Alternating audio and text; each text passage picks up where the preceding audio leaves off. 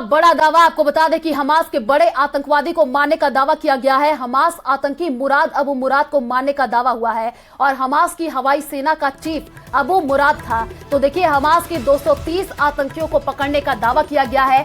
West Bank इलाके से आतंकियों को पकड़ने का दावा किया गया है।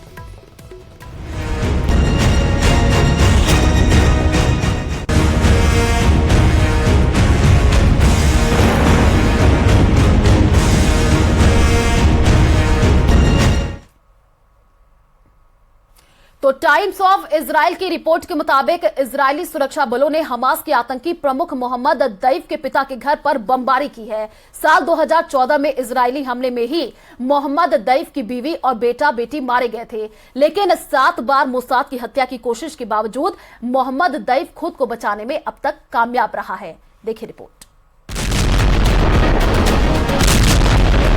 इजरायली हमले में ही मोहम्मद दैफ अपने दोनों पैर, दोनों हाथ और एक आंख गंवा चुका है, लेकिन गाजा पट्टी की टेढ़ी मेढ़ी और जटिल सुरंगों में छिपकर मोहम्मद दैफ अब तक बचता रहा है। इजरायली हमले से बचने के लिए वो लगातार अपना ठिकाना बदलता रहता है। वो हर रात अलग अलग जगहों पर होता है ताकि उसकी जानकारी किसी भी हाल में लीक न हो पाए, लेकिन इस बार भी मोहम्मद दैफ बच पाएगा कहना मुश्किल है।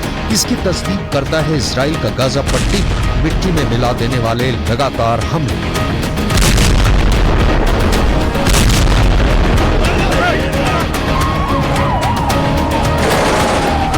गाजा की तबाही का कारण बने मोहम्मद दैफ ऐसा नहीं है।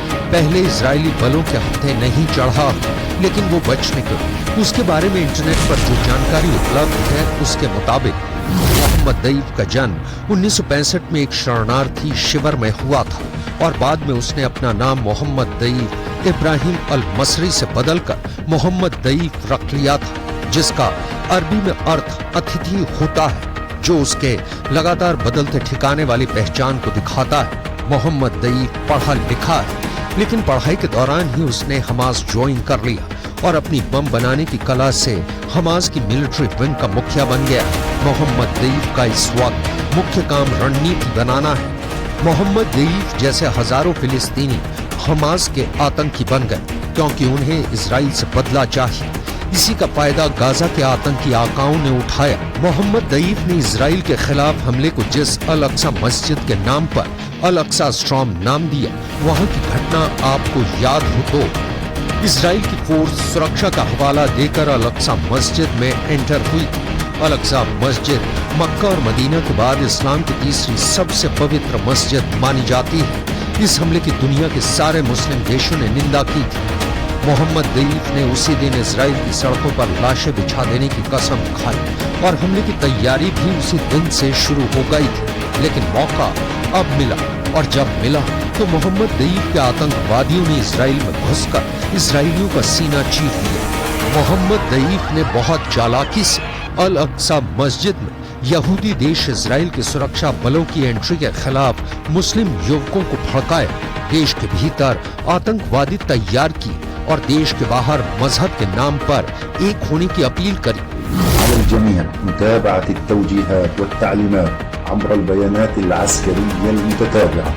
इसका असर हुआ 7 अक्टूबर की सुबह। इजराइल जल उठा और तब से लेकर अब तक इजराइल मोहम्मद दैफ का पता ढूंढ रहा है।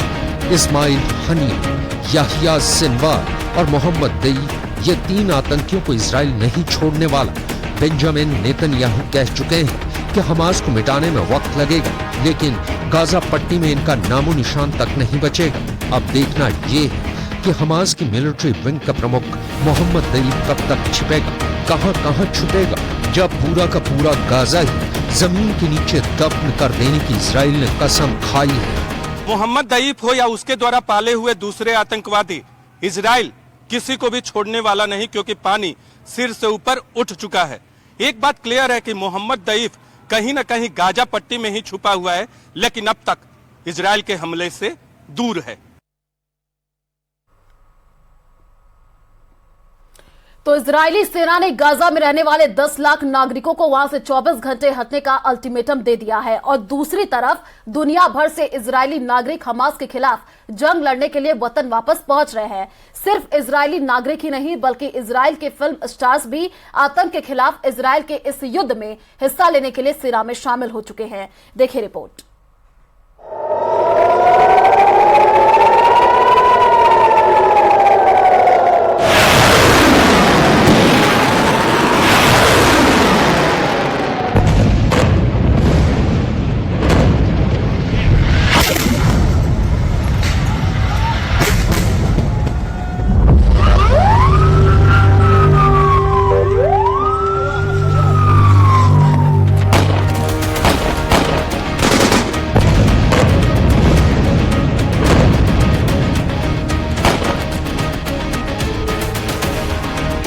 सुपरस्टार का ऐलान, हमास से होगा घमासान।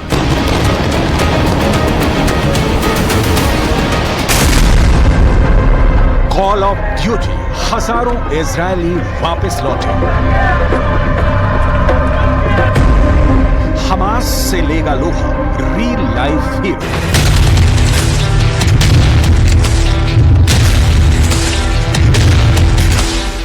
फैशन मॉडल के निशाने पर हमास के हैफान।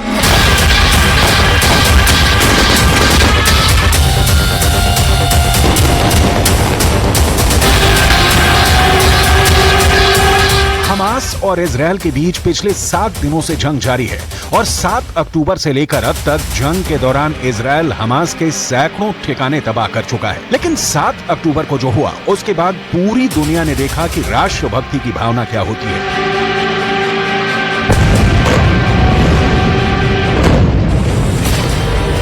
इजरायल के प्रधानमंत्री ने दुनिया भर के यहूदी समुदाय के लोगों से आतंक के खिलाफ जंग के लिए कॉल ऑफ ड्यूटी की अपील की, तो दुनिया भर में मौजूद हजारों लोग इजरायल वापस पहुंच गए। 7 अक्टूबर को इजरायल ने आतंक का जो दंश झेला उसे देखकर आम लोग ही नहीं बल्कि राजनेता से लेकर मॉडल और इजरायल के नामी गिरामी एक्टर भी हमास के खिलाफ इस जंग में शामिल हो चुके हैं और इन्हीं में से एक है लियोर रज।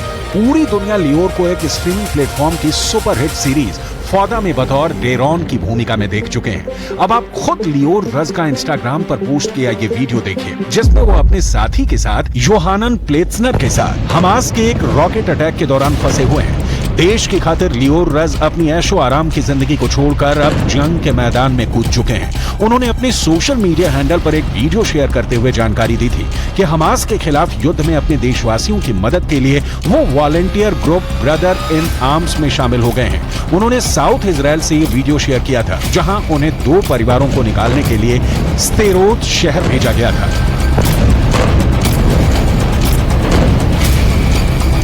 लियोर रज को इजरायल का जेम्स बॉन्ड कहा जाता है। लियोर ने ग्रेजुएशन के बाद 18 साल की उम्र में ही इजरायल डिफेंस फोर्सेज ज्वाइन कर ली थी। वो इजरायली सेना के elite undercover counter terrorism unit में कमांडो भी रहे। इसके बाद 1993 में मिलिट्री सर्विस के बाद वो अमेरिका चले गए। लियोर को एक्टिंग का भी शौक है, लिहाजा उन्होंने फौदा सीरीज बनाई जो कि इजरायल और फिलिस्तीन आतंकियों के बीच जंग पर ही बेस्ड है। लियोर रज ही नहीं बल्कि फौदा में उनके को एक्टर ईदान अमेदी भी हमास के खिलाफ जंग में शामिल हो चुके हैं। ईदान वेब सीरीज फौदा में लियोर की काउंटर टेररिज्म यूनिट में उनके साथी का रोल निभा रहे हैं। ईदान ने भी जंग में शामिल होने के बाद फ्रंट लाइन से एक वीडियो भी शेयर किया।